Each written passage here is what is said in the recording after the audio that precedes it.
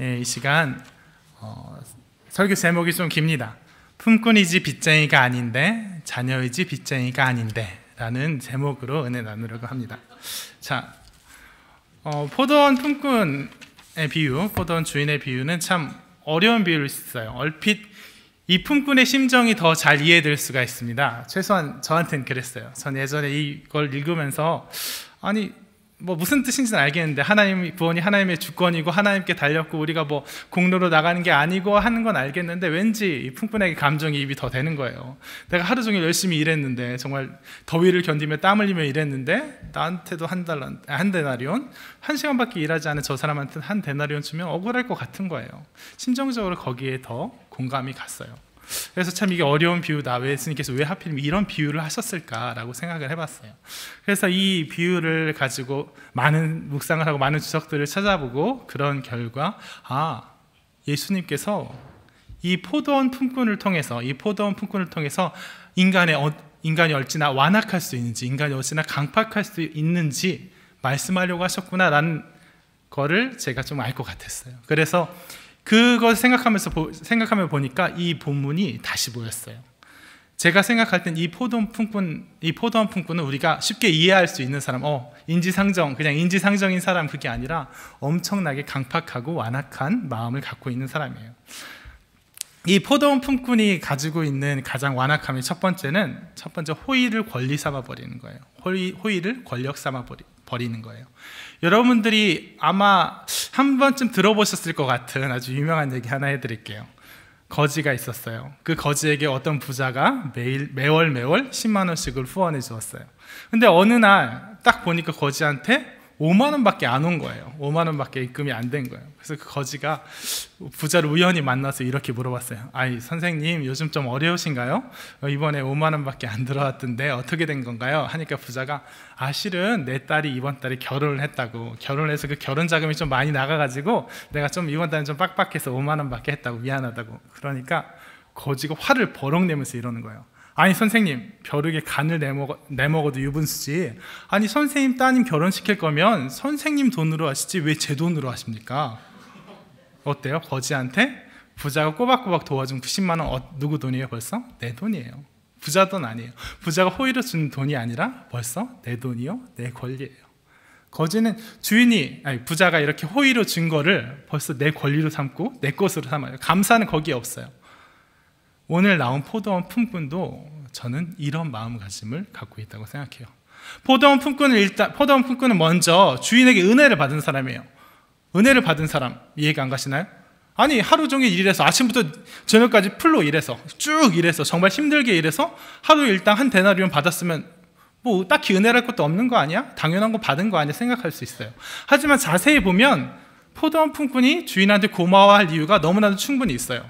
한 데나리온이 한 사람이 하루 일당이다 이렇게 이렇게 흔히 얘기하는데, 그거 누가 정해놨나요? 법으로 정해져 있나요? 한 데나리온 안 주면 그때 로마 군사들이 나와서 잡아가나요? 아닐 거예요. 그때 최저임금제 이런 게 있는 것도 아닐 테고, 뭐 동일 노동 동일 임금의 원칙이 이루어지는 아주 꿈같은 세상이 있는 것도 아닐 거예요. 근데 이 상황은 어떤 상황이죠?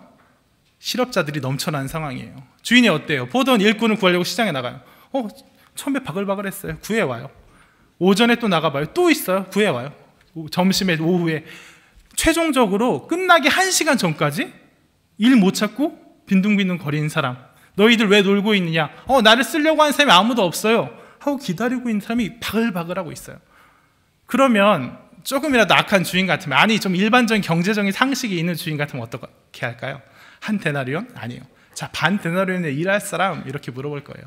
그래도 구름처럼 몰려들 거예요. 한 데나리온 약속하지 않을 거예요. 반 데나리온만 줘도 일할 사람 널려 있어 하고 그들에게 그걸 약속하지 않을 거예요. 하지만 이 주인은 한 데나리온 약속하고 그들에게 그 한 데나리온을 지급해요. 주인의 은혜를 받은 거예요. 이 사람들 또한 주인에게 당연한 걸 받은 것이 아니라 주인에게 감사할 거리, 주인의 받은 은혜가 충분해요. 근데 이 품꾼은 주인을 바라보지가 않아요.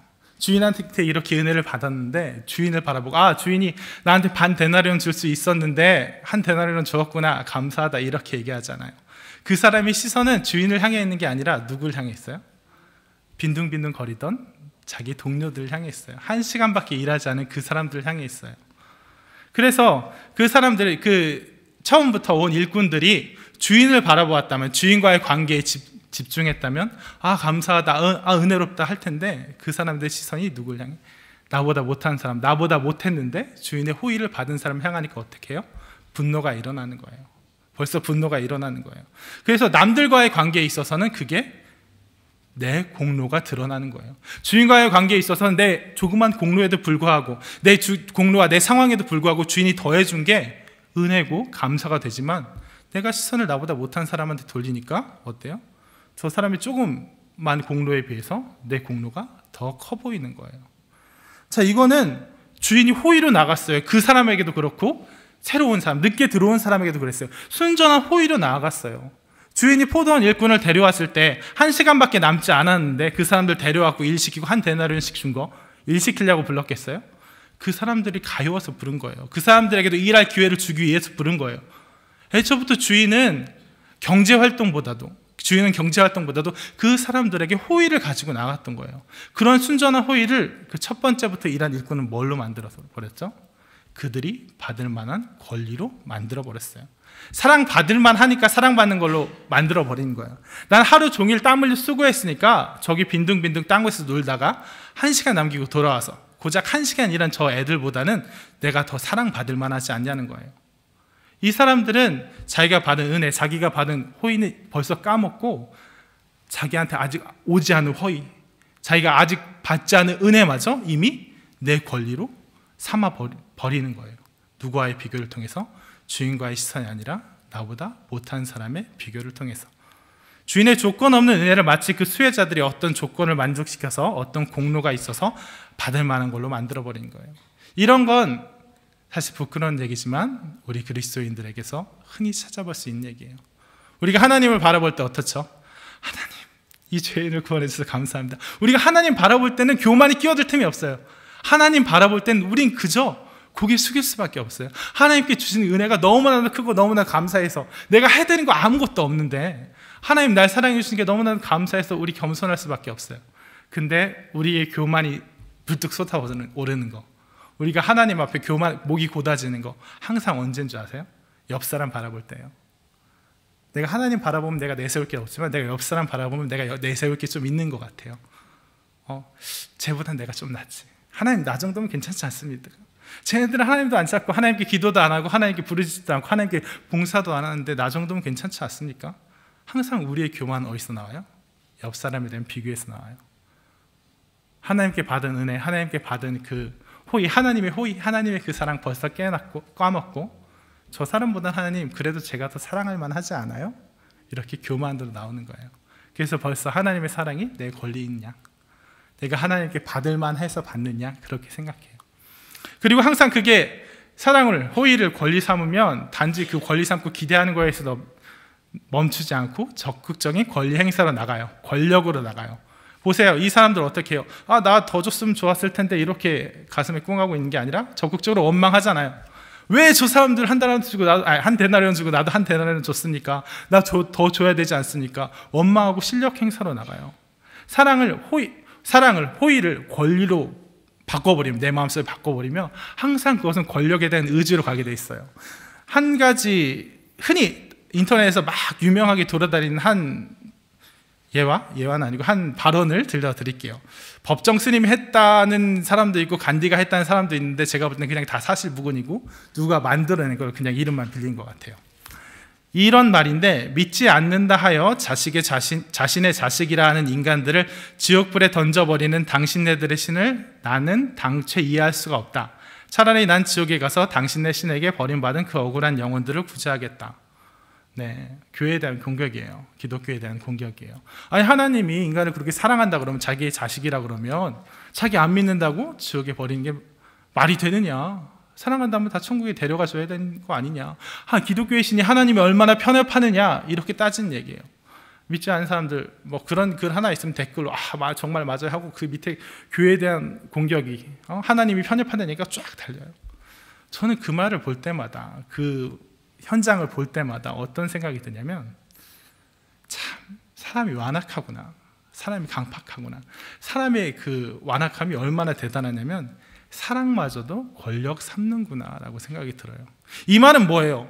신이 인간을 사랑하니까, 당신이 날 사랑하니까 어때요? 당신은 나한테 잘해줘야 된다는 거예요. 당신은 나한테 무조건 잘해야 된다는 거예요. 당신은 나한테 내 말 들어야 된다는 거예요.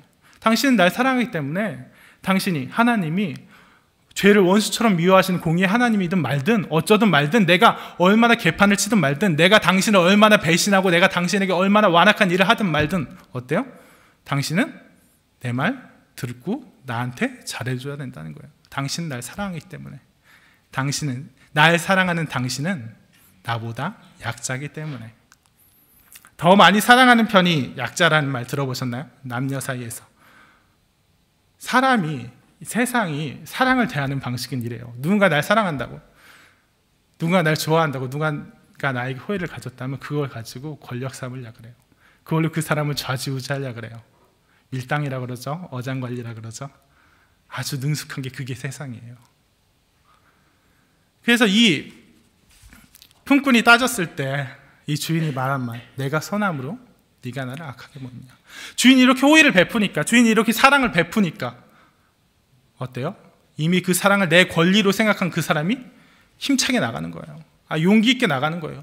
주인이 조금이라도 좀 강팍한 주인이었으면, 조금이라도 빈틈없어 보이는 주인이었으면, 조금이라도 냉정해 보이는 주인이었으면 말하지도 못했을 텐데, 주인이 사랑이 넘치는 사람이니까, 나를 사랑할 것 같으니까, 나에게 호의를 베풀 것 같으니까 힘차게 나가는 거예요. 자, 여러분,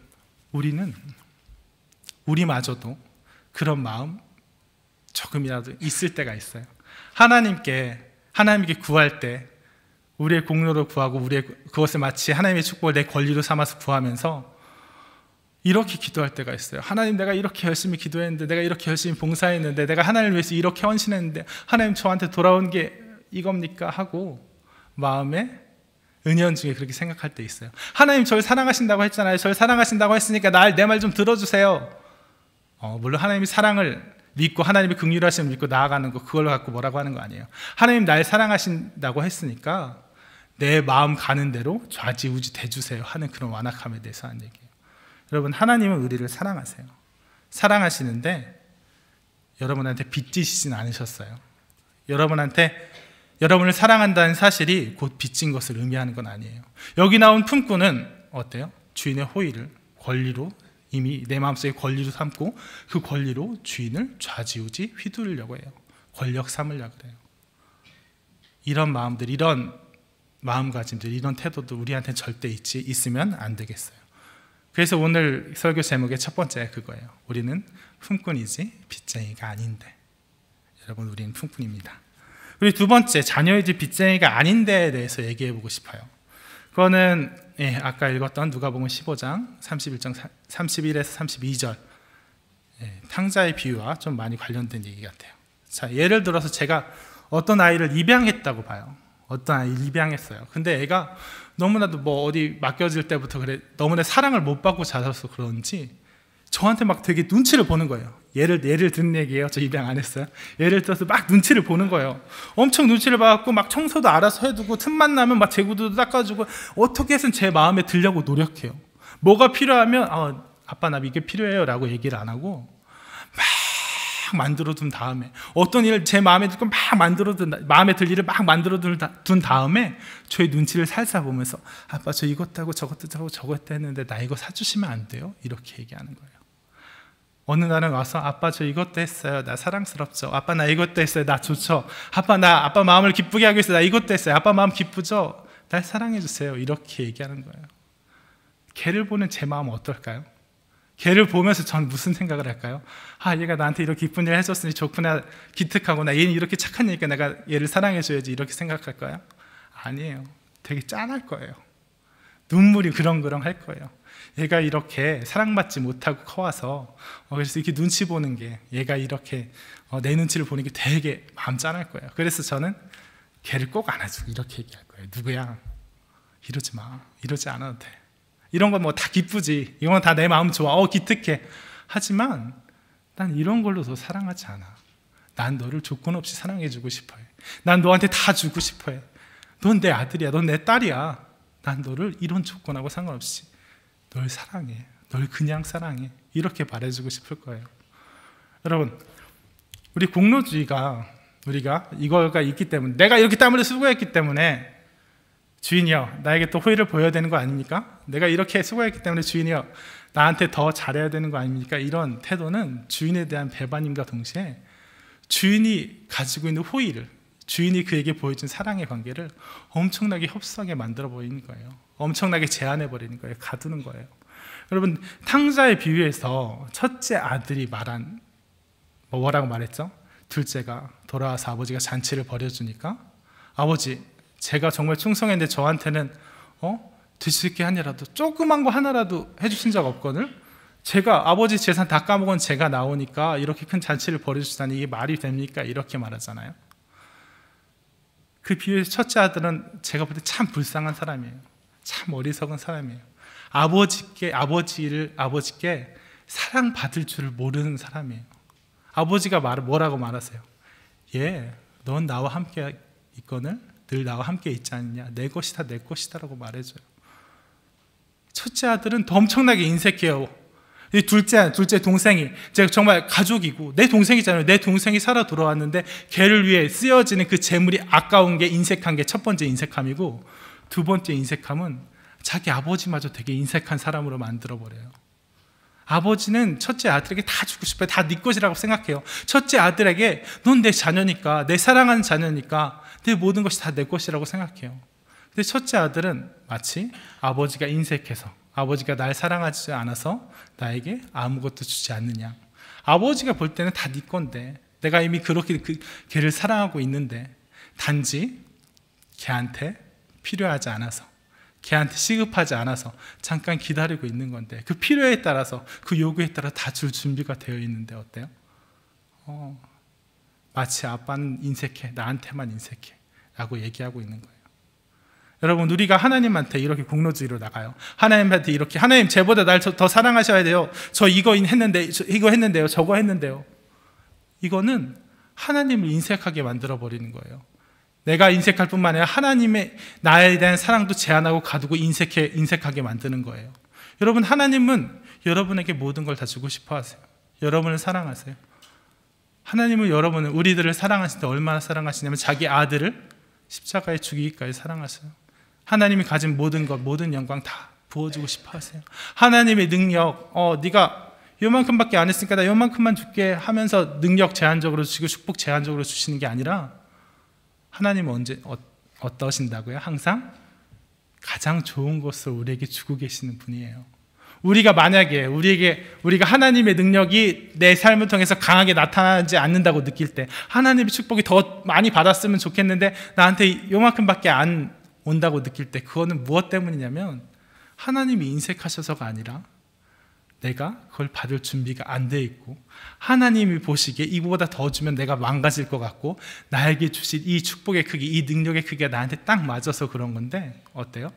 나는 마치 하나님이 인색하다는 듯이, 나는 마치 하나님이 날 사랑하는 그 사랑의 크기가 요만큼밖에 안 된다는 듯이, 내 능력으로, 내 공로로, 내가 하나님께 했던 어떤 조그마한 봉사라든가 헌신이라든가 이런 걸로 하나님의 사랑을, 그 축복의 크기를 내가 넓혀가려고 해요. 하나님이 그걸 보시면 마치 제가 예를 든 제 입양한 얘를 바라보는 그 마음처럼 되게 짠하실 것 같아요. 난 너를 이렇게 사랑하고 있는데, 난 널 위해서 이미 모든 걸 다 줬는데, 내 가장 좋은 거를 십자가에 희생시켰는데, 난 너에게, 네가 나에게 나아오기만 하면, 네가 나에게 사랑으로 답하기만 하면 나는 너에게 사랑의 언어로 화답할 준비가 되어 있는데, 넌 언제까지 나한테 거래하자는 듯이, 계산하자는 듯이 그렇게만 말하고 있니? 하고 되게 짠하실 것 같아요. 여러분, 우리는 자녀예요. 하나님의 자녀예요. 하나님한테 무한한 사랑을 받고 있고, 하나님께서 무한한 능력으로, 무한한 축복으로 우리에게 주실 준비가 되어 있는 그런 자녀들이에요. 우리는 빚쟁이가 하나님한테 얼마큼, 요만큼 받을 권리가 있는 빚쟁이들이 아니에요. 그렇게 조그만 인색한 사람들이 아니에요. 이 말씀을 정리하겠습니다. 우리는 하나님께 나아가면서 두 가지 명심해야 될 것 같아요. 우리는 첫 번째로 품꾼이지 빚쟁이가 아니에요. 우리는 하나님께 이미 충분히 받은 사람들이에요. 하나님께서 우리에게 주신 은혜는 늘 넘쳐요. 늘 넘쳐요. 내가 하나님께 드리는 거 아무것도 없어요. 내가 하나님께 뭐를 받아내고 하나님께 뭐를 요구하고 할 권리 아무것도 없어요. 하나님께서는 우리에게 지나친 은혜로, 우리에게 정말 과분한 은혜로 갚아주셨어요. 근데도 내가 단지 품꾼인 내가, 단지 이미 충분한 삭을 받은 내가, 하나님 더 많은 권리를 나에게 주셔야 됩니다. 왜냐하면 쟤보다 내가 낫거든요. 하나님 나에게 더 축복 주셔야 됩니다. 쟤보다 내가 낫거든요. 이거는 하나님의 그 호의를 내 권리로 삼고 나아가서 하나님을 좌지우지하자는 그런 쓸데없는 권력 의지예요. 두 번째, 저희는 자녀이지 빚쟁이가 아니에요. 내가 마치 빚쟁이처럼 내가 하나님 저 이거 했으니까 저 더 주세요. 쟤보다 내가 나으니까 이거 더 주세요 하는 순간 우리는 하나님을 바라보는 시선이 우리와 하나님과의 맺는 관계를 엄청나게 끌어내려버리는 거예요. 엄청나게 인색하게 만들어버리는 거예요. 협소하게 가두고 제한해버리는 거예요. 우리가 그걸 버리는 순간 우리가 하나님 그냥 나가서 하나님 저 사랑하시죠? 저도 하나님 사랑합니다. 그 사랑의 언어로 나오는 순간 하나님께서 우리에게 무한한 사랑과 무한한 축복으로 우리 모든 사람에게 최고로 좋은 것으로 갚아주시려고 기대하고 있는데 우리가 그것을 가려버리는 거예요. 그래서 우리 홍대 세계의 모든 성도님들께서 하나님과의 관계에서 품꾼으로의 본분, 자녀로서의 본분 지켜가시면서 늘 사랑으로 화답하시는 그런 성도님들 되시기를 바라겠습니다. 네, 다 같이 기도하겠습니다. 우리 먼저 기도할 것은 하나님께서 우리에게 주시는 그 사랑, 우리에게 주시는 그 호의, 그것을 먼저 우리 마음에 느끼게 해달라고. 그래서 우리가 하나님만 바라보면 감사로 나아가게 해달라고. 옆 사람들 바라보면 내가 교만해지는 것이 아니라 오직 내 시선 하나님께 고정시켜서 그 안에서 겸손히 고개 숙이게 해달라고. 그렇게 첫 번째로 기도하시고, 두 번째, 우리가 그렇게 내려놓았을 때, 우리가 그렇게 겸손해졌을 때, 우리가 그렇게 다 모든 것 고개 숙였을 때 하나님께서 우리에게 주시는 그런 자녀됨의 축복, 자녀됨의 사랑, 하나님께서 우리를 감싸주시는 그 사랑을 우리가 한껏 느낄 수 있게 해달라고 이 두 가지 놓고 기도하시겠습니다.